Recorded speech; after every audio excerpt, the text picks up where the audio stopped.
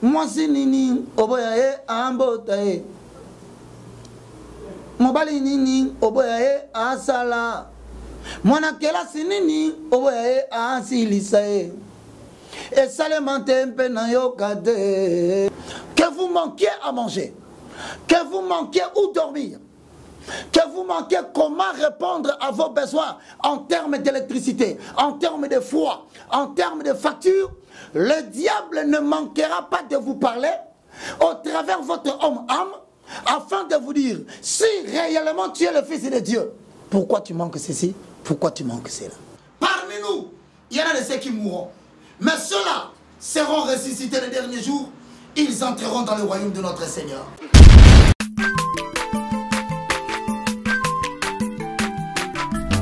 Azamwana motote poa kosangai abongwa ni pete poa wangana Nzambe ya le Nazarien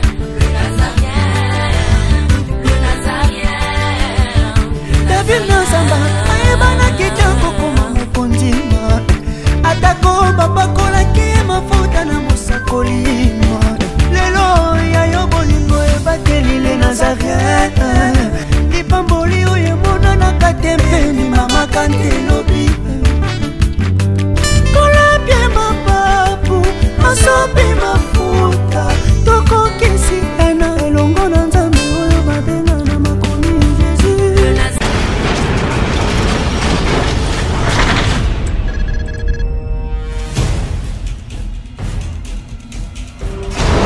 Bonjour bien-aimés dans le Seigneur, que le Tout-Puissant de Jacob vous bénisse. Nous voici encore une fois pour vous proposer un nouveau programme. Et donc chaque dimanche, sur le Nazaréen, vous suivrez le moindre de tous, l'évangéliste Roger Bach. En accord avec 2 Timothée chapitre 4, le verset 1 à 2, je paraphrase. Je t'en conjure devant les hommes et devant Jésus-Christ qui doit juger les vivants et les morts. Et au nom de son avènement et de son royaume, prêche la parole. Nous vous apporterons, bien-aimés dans le Seigneur, le message qui est basé sur Jésus-Christ de Nazareth.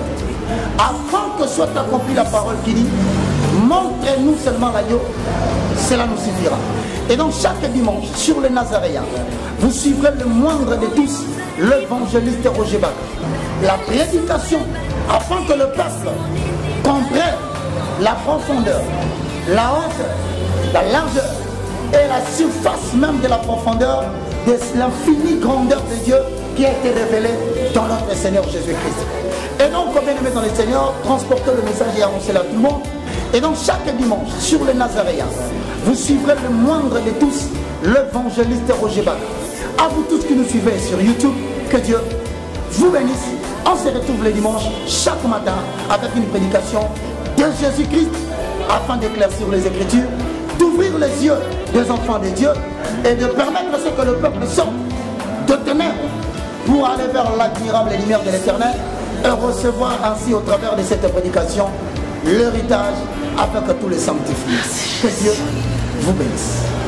Shalom peuple de Dieu, Nzambe apambola bino, ezangai humble serviteur, Nzambe atindi katinaba nae l'apôtre Amashia Kayoka.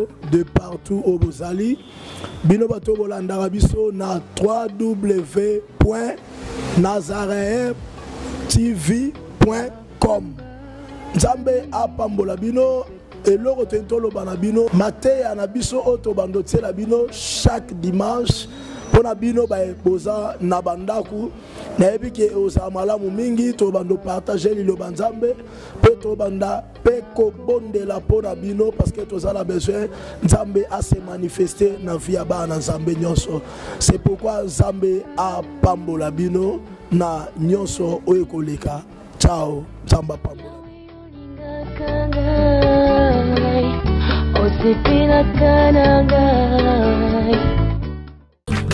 Abongwa ni pete poa wangana Nzambe ya le Nazarien.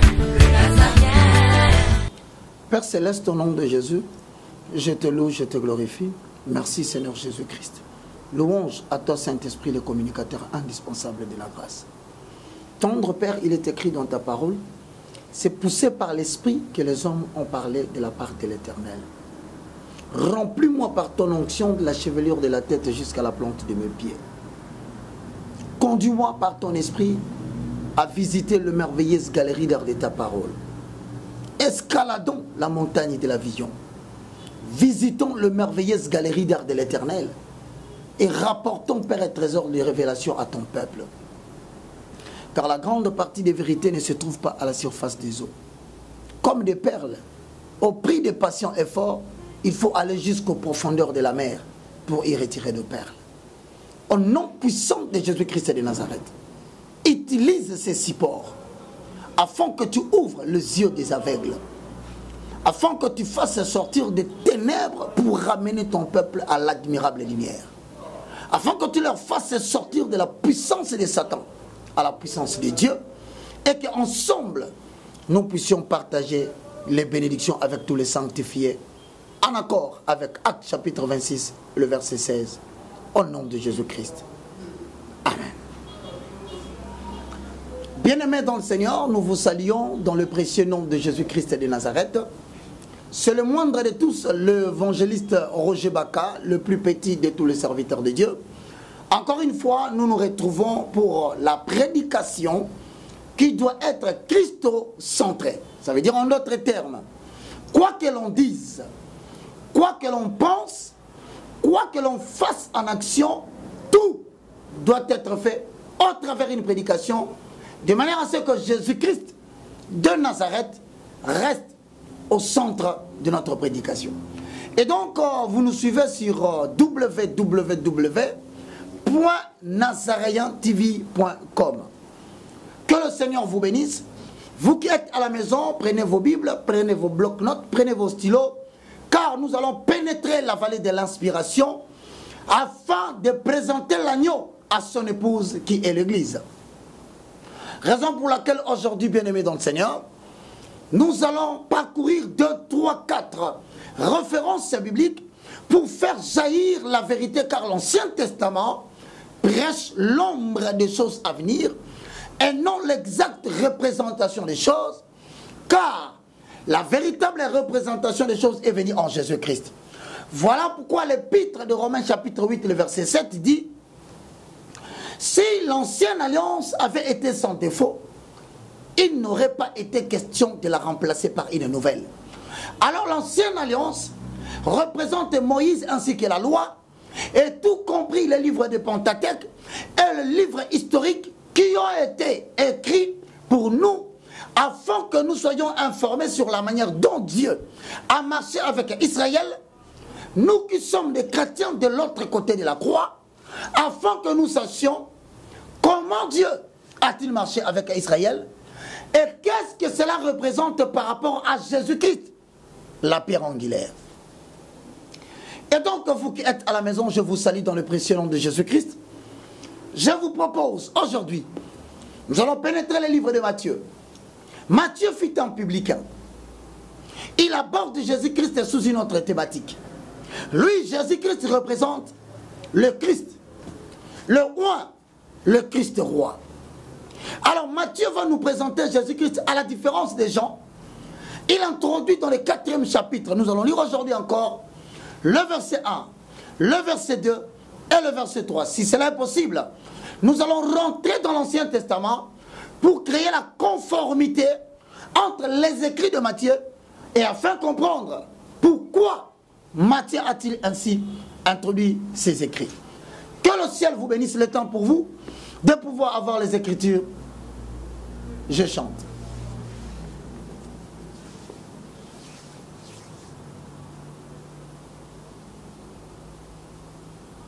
Naina kobila liloma na yo nzambe pete na nzela na yango nde ngai nazwi kimia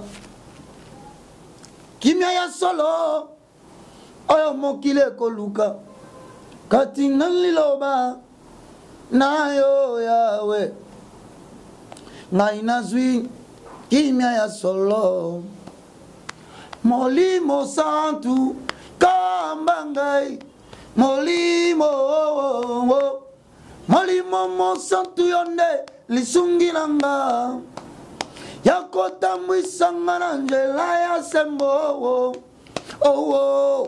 poete ngai namona kemba oyo bongisi pona basantu kemba oyo bongisi pona babulami eye ngai na beleli yo yolisi bana bomoye yakayo bomba bolembu nanga lokola mbisi solo na kati na mai ata ya leli pinzole monana kate pete banguna balingi bamona bolembu nanga pete lobi banchola wowo nkolo yankobombanga yawe kati na makila pete na jala peto kolo yesu yo mosungi nanga ye kolo yesu yo mobateli nanga yako kambanga ozana pete tumba eleki makasie yawe yo pesa ngai nguya pete ngai nalonga etumba hoyo amolimo molimo mosantu yonde lisungi nanga yakotambwisanga na nzela ya sembo poete ngai namona kemba oyo bongisi pona basantu kemba oyo bongisi pona babulami eye bambonge eleki kolo yesu ozana etumba eye makasi yawe soki yote na nyokolangisanga onkolo yesu papa tondisa ngai na molimo na yo wete nakoka komema ekulusu oyo okolo yesu papa tambwisa ngai na matambe na yo wete nakoma kino na suka ya nzela. Bien-aimés dans le Seigneur, lisons Matthieu chapitre 4, le verset 1 à 4. Alors l'Esprit Saint conduisit Jésus dans le désert pour qu'il y soit tenté par les diables. Après avoir jeûné pendant 40 jours et 40 nuits, il eut faim. Le tentateur s'approcha de lui et dit: si tu es le Fils de Dieu, ordonne que ces pierres se changent en pain. Mais Jésus répondit: il est écrit, l'homme n'a pas seulement besoin de pain pour vivre, mais aussi de toutes les paroles qui sortent de la bouche de l'Éternel. Alors le diable le transporta dans la cité sainte, le plaça sur le haut du temple et lui dit: si tu es le Fils de Dieu, lance-toi dans le vide, car il est écrit, il donnera des ordres à ses anges à ton sujet. Ils te porteront sur leurs mains pour que ton pied ne heurte contre aucune pierre. Jésus lui dit, 7, il est aussi écrit, tu ne forceras pas la main de ton Seigneur ton Dieu. Le diable le transporta encore sur une très haute montagne. Là, il lui montra le royaume du monde et la magnificence. Puis il lui dit, tout cela je te le dis.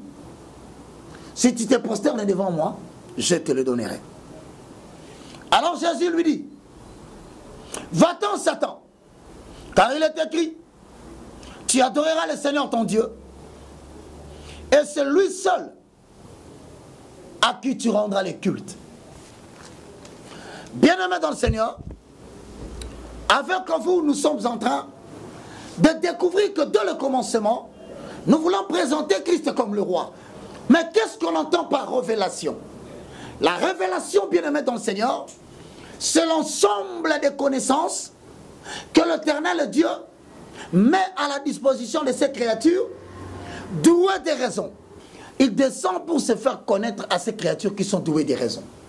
Mais la révélation est aussi conçue au sens passif, c'est-à-dire l'ensemble des Écritures qui constituent les dépôts de l'Évangile que nous devons lire à tout moment afin de recevoir la connaissance écrite de Dieu. Mais lorsque vous regardez, bien-aimés dans le Seigneur, Matthieu chapitre 4 dit ceci. Lorsque vous lisez le verset 1 au verset 7, vous allez remarquer premièrement, vers le verset 3, voici ce que le diable dit. Je veux que vous puissiez me suivre attentivement. Si tu es le Fils de Dieu, ordonne que ces pierres deviennent de pain. Bien-aimé dans le Seigneur, à quoi cela fait-il écho? Le diable ne remet pas en cause le statut de Jésus-Christ en tant que Fils de Dieu. De la même façon, dans ta vie quotidienne, le diable ne peut pas remettre en cause ton statut d'enfant de Dieu. Mais seulement, il veut profiter, bien aimé dans le Seigneur, de cela, afin de pousser Jésus à vouloir tirer profit de ces statuts, bien sûr, selon les critères de pécheurs, notamment en pratiquant la magie pour la multiplication de pain. C'est-à-dire, étant fils de Dieu, il détient une puissance surnaturelle. Mais il veut le pousser à l'utiliser comme un magicien au travers de puissances surnaturelles afin, bien aimé, de répondre aux besoins de l'être humain. Voilà pourquoi dans notre vie quotidienne, lorsque nous nous retrouvons devant des situations difficiles, surtout sur ce qui concerne nos besoins physiologiques, nous avons tendance à demander à Dieu de se comporter comme un magicien, alors qu'au temps marqué par le Seigneur, bien aimé dans le Seigneur, Dieu peut le faire. Voilà pourquoi il lui dit, si tu es le Fils de Dieu, remarquez bien, bien aimé dans le Seigneur, lorsque vous lisez Matthieu chapitre 3, le verset 17, lorsqu'il sort de l'eau, la Bible dit, celui-ci est mon fils sur qui j'ai placé toute mon affection. C'est-à-dire, Dieu avait déjà déclaré que Jésus-Christ est son fils. Mais le diable viendra maintenant pousser Jésus-Christ à utiliser ces statuts-là pour emprunter les réponses aux problèmes humains. Bien-aimés dans le Seigneur, que vous manquiez à manger, que vous manquiez où dormir, que vous manquiez comment répondre à vos besoins en termes d'électricité, en termes de froid, en termes de facture, le diable ne manquera pas de vous parler au travers de votre homme-âme afin de vous dire, si réellement tu es le Fils de Dieu, pourquoi tu manques ceci, pourquoi tu manques cela. Comprenez bien aimé dans le Seigneur, déjà avec vous qui nous suivez à partir de la maison, le Christ roi vous donne l'exemple en disant, lorsque vous sentez l'oppression commencer à augmenter par rapport aux besoins physiologiques de la vie sociale, familiale et à vos responsabilités en tant que parents, comprenez que c'est le moment idéal où le diable va chercher à parler à vos pensées afin de vous pousser à mal utiliser votre statut et à semer le doute en vous disant, mais si vraiment tu es enfant de Dieu, mais pourquoi Dieu veux-tu qu'aujourd'hui tu manques de maison avec tes enfants? Si vraiment tu es serviteur de Dieu, pourquoi tu n'as pas pu, en tant qu'enfant de Dieu, répondre aux besoins de ton enfant? Alors c'est Dieu-là, quand tu le pries, il ne t'écoute pas. Bien-aimé dans le Seigneur, comprenez que la solution n'est pas dans la contestation de Dieu, mais la solution est d'écouter les paroles de l'Éternel, qui même si elle ne t'apporte pas la solution matérielle à la nourriture, elle peut donner la tranquillité à ton âme, et ton âme va arrêter de s'agiter à l'intérieur de toi. Voilà pourquoi le frère a chanté, il a dit, Ozali Nzambe, Nzambe na ntangwe, Ozali Nzambe, Nzamba makoki, eloko nini olemba na nangwe, utama okili ebanda, na likambo nyonso jamais ozanga solution yangona epana yo nkolo osalelanga bika mwana yo voilà là où se trouve le problème. S'occuper ngungango et kokite. Otiata elembo ya kimya na motema nanga yawe. Naye. Naye. Naye. Kolo naye. Naye. Naye. Mwasi nini oboya ye ambota ye. Mobali nini oboya ye asala. Mwana kelasi nini oboya ye asilisa ye. Esale mantempe na yo kade. Yangona ye epana yo. Laisse-moi te dire, bien-aimé dans le Seigneur, Jésus-Christ est le roi de gloire. Non seulement il ne peut pas répondre par rapport au temps chrono à ton problème, le diable peut en profiter pour semer le doute et chercher à t'éloigner de Dieu afin de te pousser à poser une action charnelle, reflet d'une volonté humaine qui risque d'aggraver tes problèmes et te mettre encore dans bien des tourments. Alors que, au temps marqué par lui, dans la Bible, bien aimé dans le Seigneur, Jésus va multiplier le pain, non pas à réponse du doute qui était voulu, qui a failli être créé par le diable, mais c'est parce que cela est venu sous la volonté de Dieu. Laisse-moi te dire, ne le laisse pas le temps de te pousser à chercher un secours selon les critères humains. Au temps marqué par Dieu, tes sentiments ne te pousseront pas. Tes besoins ne t'assujettiront pas. Le diable ne t'influencera pas. Mais au temps marqué par Dieu, Jésus a multiplié le pain. Bien-aimé dans le Seigneur, lorsque nous descendons, nous regardons le verset 4. Voilà ce que dit la Bible. Bien-aimé dans le Seigneur, avec vous nous lisons. Mais Jésus répondit, il est écrit, l'homme ne vivra pas seulement de pain, mais aussi de toutes les paroles qui sortent de la bouche de l'Éternel. Cela nous renvoie, bien-aimé dans le Seigneur, dans le livre de Deutéronome au chapitre 8, le verset 3 à 4.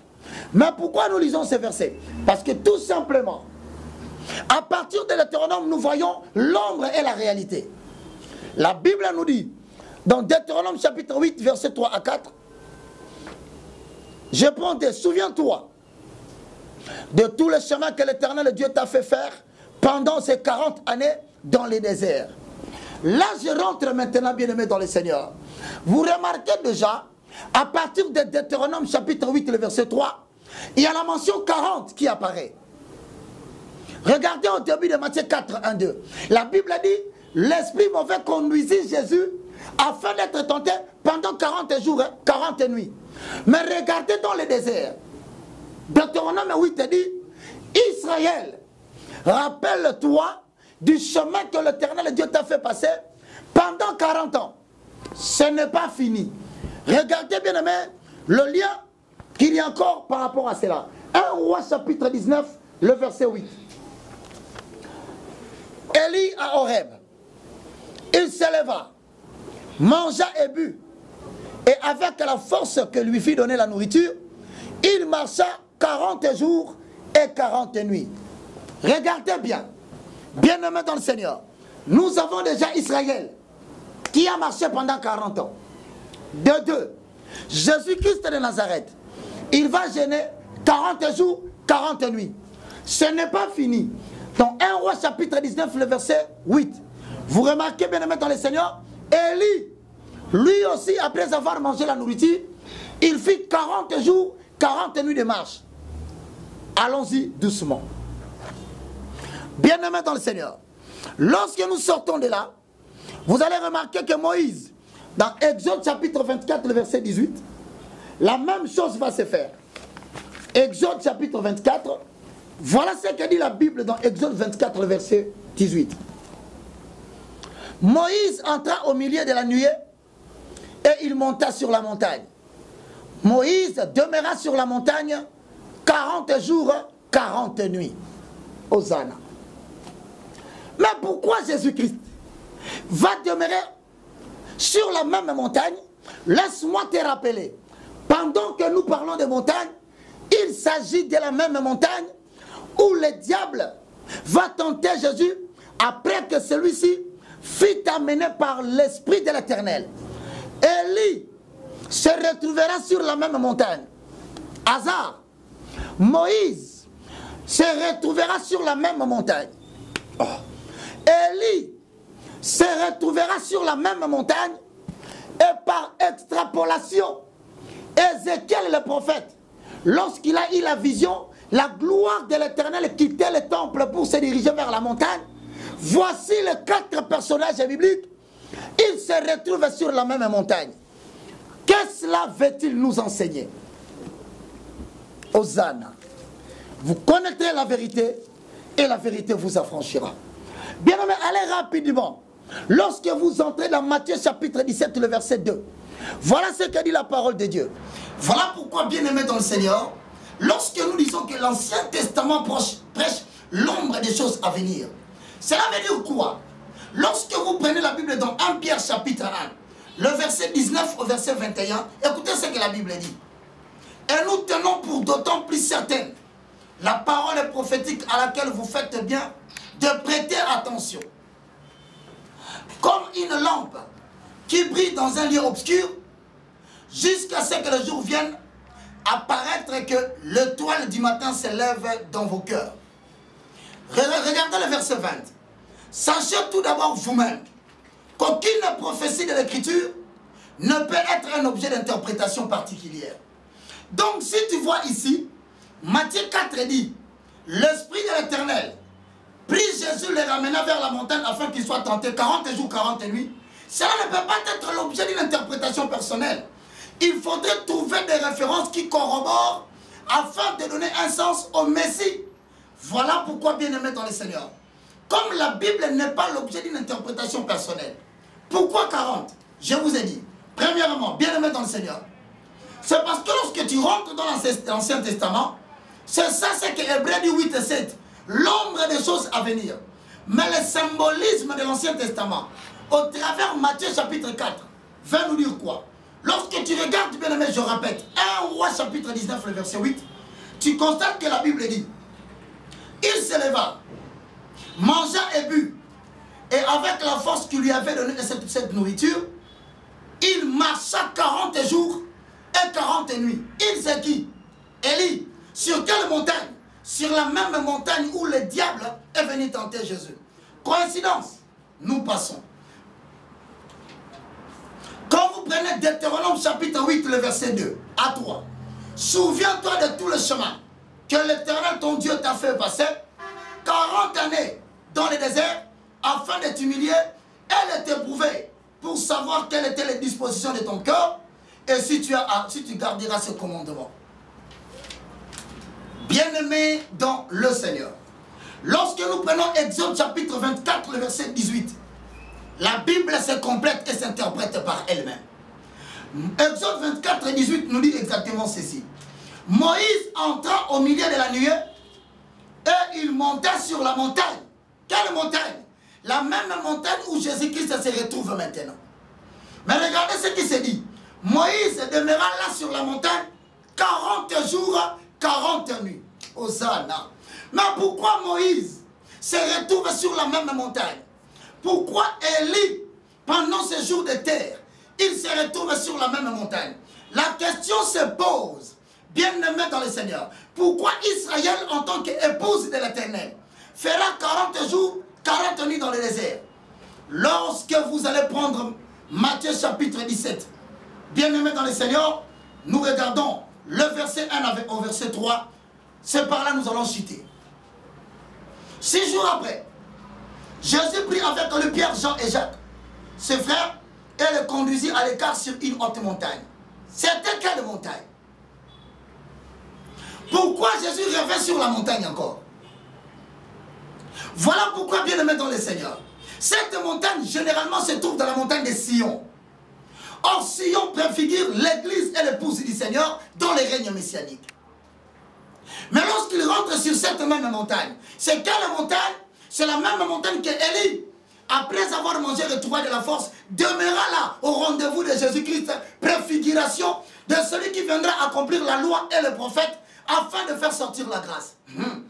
Écoutez, bien-aimés dans le Seigneur, Moïse aussi à son époque, demeura sur cette même montagne 40 jours, 40 nuits.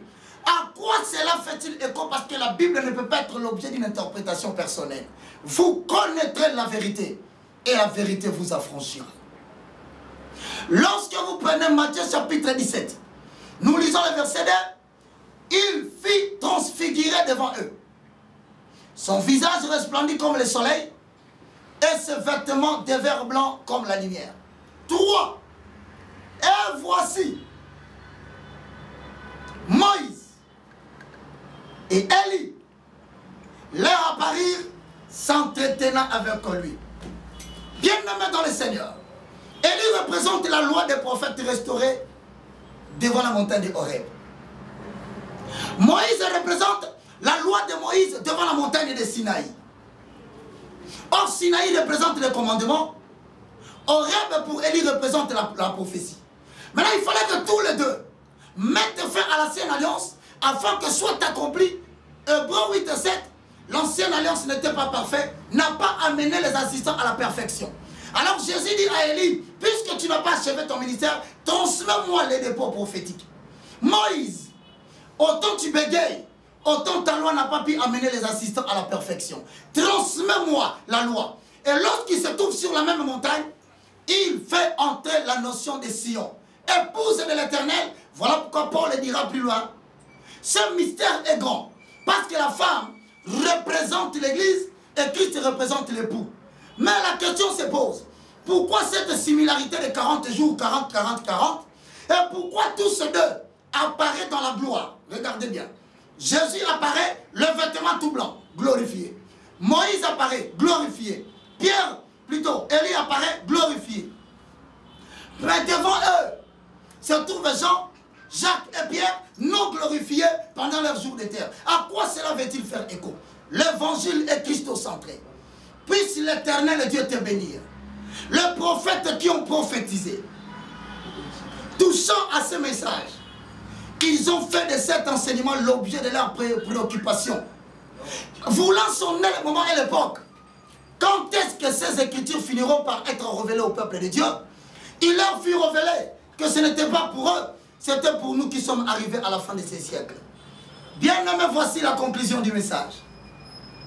Moïse, lorsqu'il apparaît devant Adonai, Jésus-Christ de Nazareth, le roi de gloire, il représente toute la communauté des rachetés qui hériteront le royaume promis par Jésus, mais en passant par la mort. Parce que Moïse, dans Deutéronome 34, verset 5 à 7, il mourit là-bas, vers la vallée de Péor. Personne n'avait connu son sépulcre. Il est mort à 120 ans. Et donc, il y a toute la communauté de Dieu.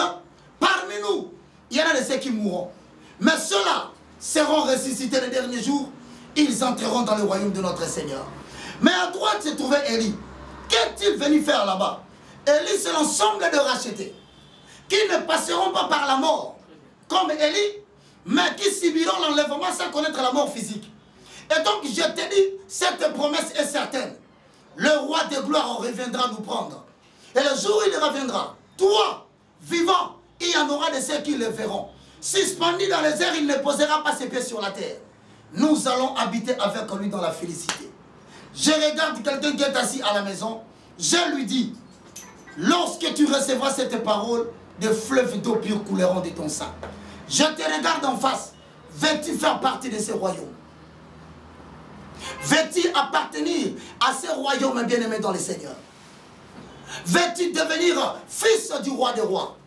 Afin que tu connaisses cette expérience de l'ombre à la réalité, où l'Esprit de l'Éternel Dieu, lorsque tu seras grandi, il t'amènera vers des chemins que tu ne voudras pas. Hosanna. Il te conduira vers le lieu que tu ne voudras pas. Il fut dit à Pierre, lorsque tu étais enfant, tu faisais ce que tu voulais. Tu allais là où tu voulais. Mais maintenant, mon esprit te saisira et il te conduira là où toi tu ne voudras pas. Mais c'est là où se trouve justement la frontière. C'est là où se trouve le secret de l'impact que tu dois faire avec Jésus. N'oublie jamais, après la tentation de Satan, les anges vinrent pour le recueillir et le servir. Derrière la souffrance que tu vis, derrière les épreuves, ne laisse pas le feu brûler la bénédiction en te laissant succomber dans le péché. Lève-toi. Parce qu'après cela, il y a une gloire qui t'est réservée. Mais comme nous avons dit, le degré de la gloire, d'impact, du succès est proportionnel au degré de pénétration de la croix, c'est-à-dire la parole de Dieu à l'intérieur de toi. Est-ce que tu es prêt pour recevoir Jésus? Quels que soient tes problèmes physiologiques, quels que soient tes problèmes sociétals, quel que soit le rejet et l'abandon des hommes que tu connais, rejeté, abandonné de tous, laisse-moi te dire, cette parole est adressée pour toi. Celui qui croira en moi, il vivra, même s'il meurt, et je le ressusciterai les derniers jours. Si Dieu peut avoir le pouvoir sur la mort, que représente le pain pour lui? Que peut bien représenter une maison pour lui? Que peut bien représenter toute la somme d'argent que tu as perdue? Rien du tout. Prions. Répète après moi. Père céleste, au nom de Jésus, je te loue, je te glorifie. Merci Seigneur Jésus-Christ. Louange à toi Saint-Esprit. Père, je confesse de ma bouche que tu es Seigneur. Je crois dans mon cœur que Dieu a ressuscité Jésus-Christ d'entre les morts. Aujourd'hui, je suis sauvé. Mon âme est sauvée. Mon esprit est sauvé. Mon corps est sauvé. Au nom puissant de Jésus-Christ de Nazareth. Mon nom est inscrit dans les livres de vie. Toute ma vie passée est allée. Je suis devenu une nouvelle créature. Au nom de Jésus-Christ. Amen. Bien-aimés, vous faites partie du royaume. Christ prendra soin de vous à partir de ce maintenant. Le Saint-Esprit va développer une relation personnelle entre toi et le maître de l'église. Vous avez suivi le moindre de tous, l'évangéliste Roger Baka, le plus petit de tous les serviteurs de Dieu, bien sûr au travers de www.nazaréentv.com. Pour tout contact, vous nous appelez sur le 00243 9 98 82 0004. Là, vous avez WhatsApp et Imo. On peut vous envoyer des prières et discuter, bien aimé, en ligne. Mais il y a aussi un numéro direct par lequel vous pouvez me joindre directement. C'est le 00243 90 79 66 785. Nous vous remercions pour tous vos soutiens. De manière à ce que nous sachions que ça, c'est une révolution de l'évangile. Alors, d'une manière ou d'une autre, pour toutes les personnes désireuses de nous prendre en charge, afin que nous puissions multiplier les émissions sur le plan local, afin que nous multiplions les prédications et répondre aux besoins qui se posent sur le plan technique, nous vous disons merci. Au revoir. Que Dieu vous bénisse.